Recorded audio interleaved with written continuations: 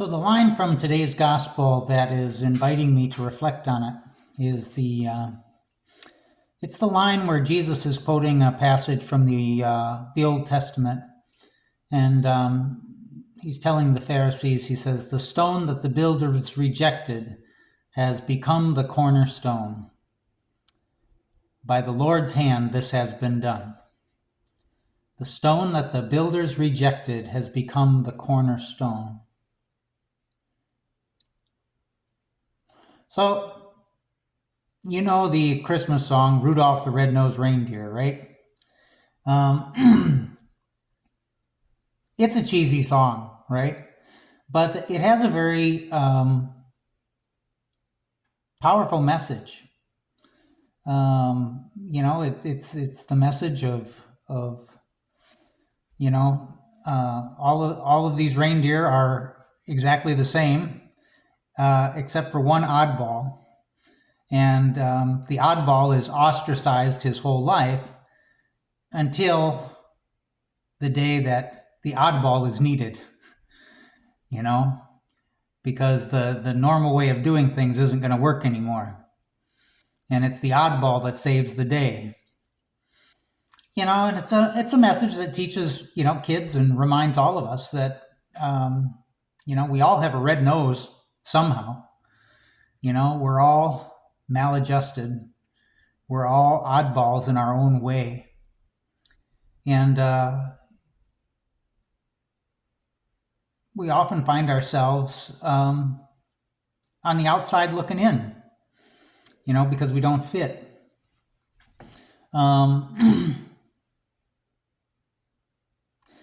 Just goes to show, you never know what's a liability and what's an asset, because our world is always shifting. Things are always moving around, and what worked yesterday, what was important yesterday, what was valuable yesterday might not be valuable tomorrow, might not work tomorrow.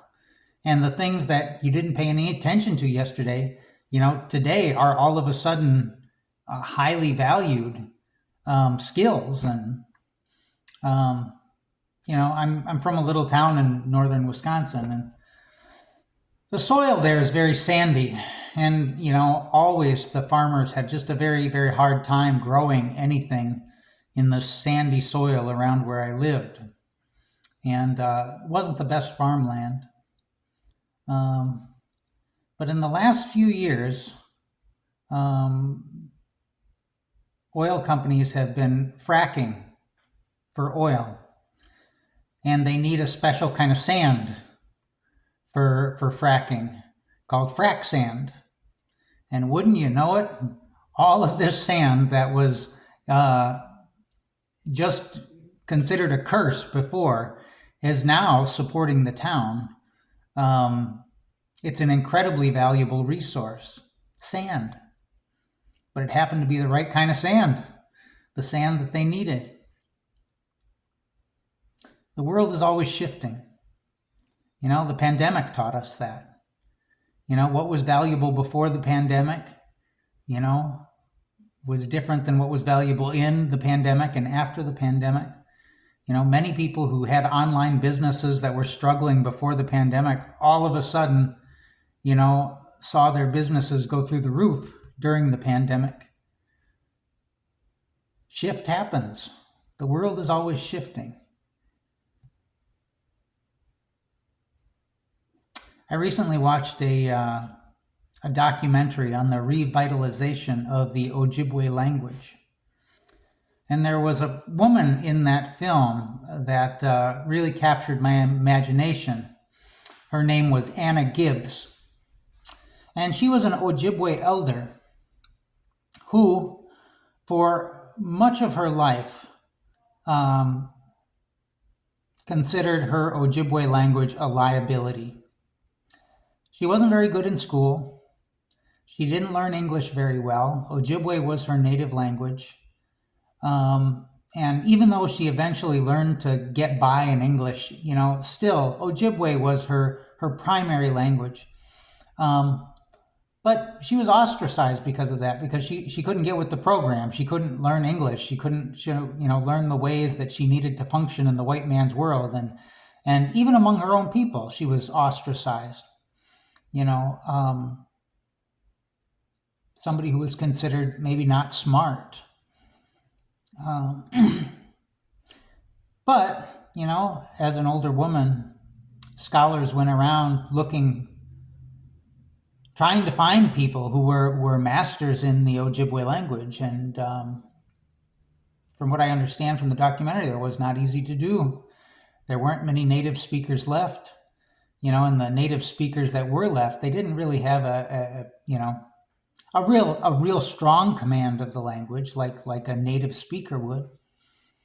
And that's when they came knocking on Anna's door. Because Anna was because she had a hard time learning English and learning, the things that were taught in school. And she just could not do it. And she felt terrible for much of her life because of that. All of a sudden, this became the skill that was like gold, that they were looking for. Somebody who really had a native speaker command of the Ojibwe language. And Anna Gibbs was one of the very few people credited with revitalizing the language, rebuilding it, documenting it so that future generations could learn it. The stone that the builders rejected has become the cornerstone.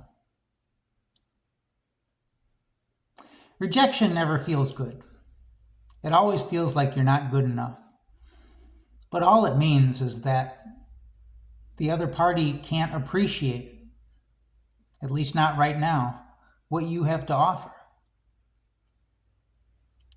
Henry Nouwen said, and I think this is very interesting, very important. He says, we have to be wary of self-rejection. Self-rejection is the chief enemy of the spiritual life because it contradicts that sacred voice that calls us the beloved. Where God says, this is my beloved Son with whom I am well pleased. He says that to all of us. This is my beloved child with whom I am well pleased. Even if he has a red nose,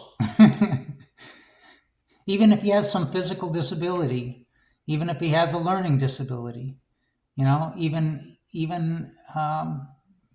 there's mental health issues and, all kinds of things that we would consider liabilities. Whenever we reject ourselves, we reject that sacred voice that says, this is my beloved child. Normal is what got the world into the mess. Normal is not going to get us out of the mess.